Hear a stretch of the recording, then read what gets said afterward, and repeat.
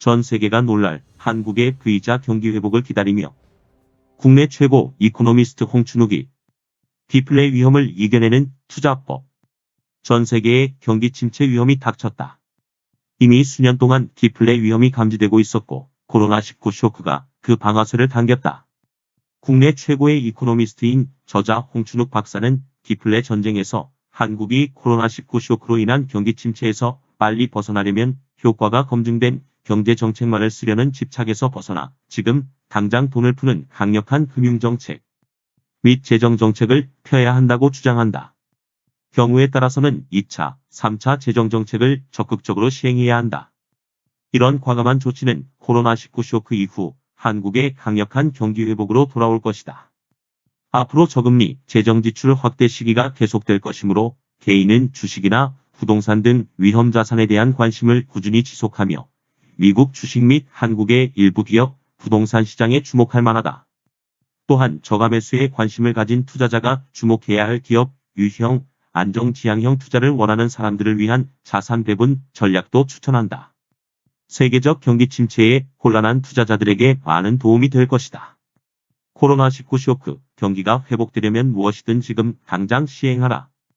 코로나19 쇼크로 인한 극심한 경기 침체를 막으려면 효과가 검증된 경제정책만 쓰려는 집착에서 재빨리 벗어나서 신속하게 돈을 살포해야 한다. 중앙은행이 정책금리를 인하하고 정부가 재정지출을 통해 파산 위험에 처한 기업과 국민에게 돈을 풀어야 한다.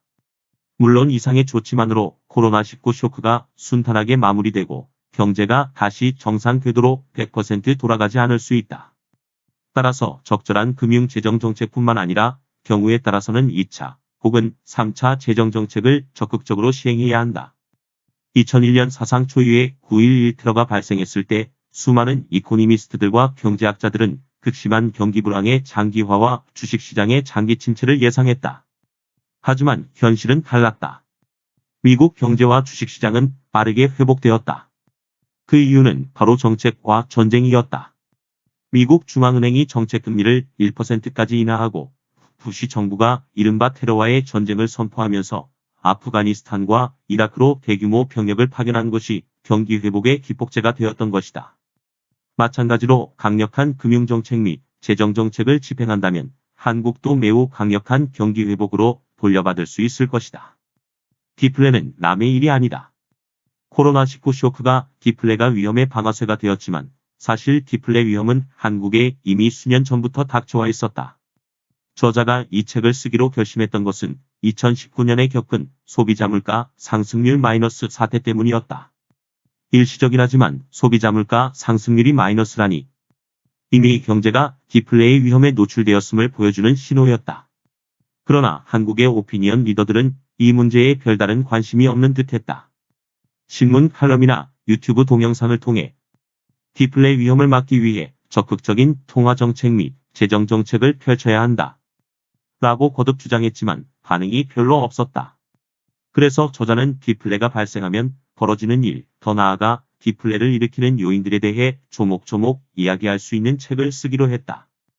2019년 11월 대부분의 내용을 완성했고 코로나19 사태 등의 내용을 보강하여 선을 보이게 되었다.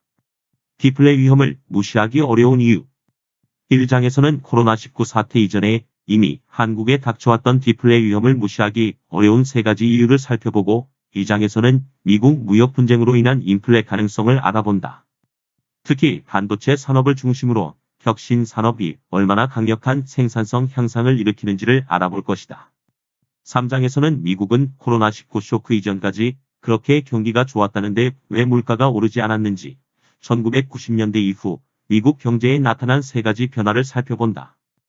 특히 최근 세계적인 이슈인 불평등 문제가 디플레의 원인이라는 지적이 담겨 있으니 이 부분에 관심이 있는 독자들에게 흥미로운 내용이 될 것이다.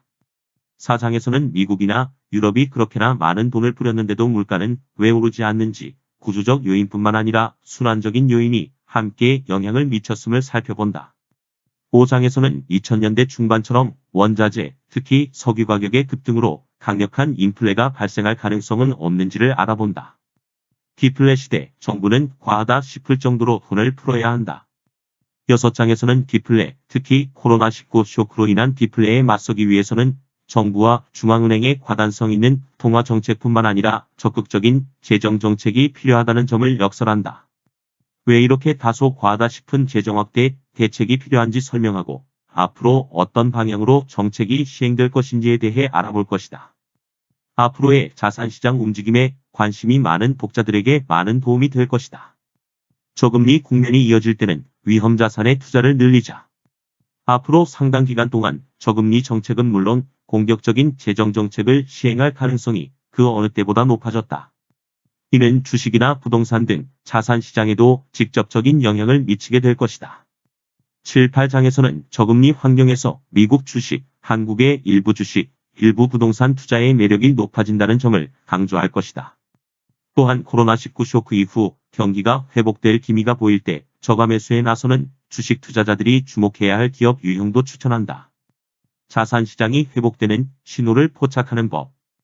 저금리로 인해 주식 및 부동산 시장으로 자금이 이동할 가능성이 높아지고 기업 실적이 개선되는 가운데 주식 및 부동산에 대한 수요 기반이 강화될 것이다.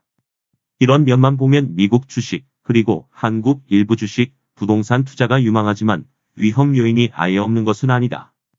9장에서는 자산시장의 랠리를 중단시킬 잠재적인 후보를 검증해보고 주식 등 자산시장이 회복되는 신호를 포착하는 법을 알아보며 관심 가질 만한 기업 유형도 추천한다.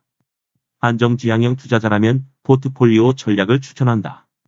앞으로 저물가 저금리 국면이 계속될 가능성이 높고 이는 자산시장의 지형에 새로운 변화를 가져올 것이다. 따라서 투자자들은 변화된 환경에 발맞추어 적절한 자산 배분 전략을 실행에 옮길 수 있도록 공격형, 중립형, 안정지향형의 세 가지 포트폴리오 전략을 제시하고 노르웨이 석유기금 공격형, 한국 국민연금 중립형, 일본 국민연금 안정지향형을 추종하는 투자법을 소개한다. 코로나19 쇼크로 성큼 다가온 경기 침체, 정부는 어떻게 대응할 것이며 이에 올라타기 위해 개인은 어떻게 투자해야 할 것인가? 세계적 경기 침체에 혼란한 투자자들이 코로나19 쇼크로 인한 현 상황 및 정부 정책을 이해하고 투자의 방향을 가늠하는 데 많은 도움이 될 것이다. 이상 책 요약 설명. 끝. 수고하셨어요.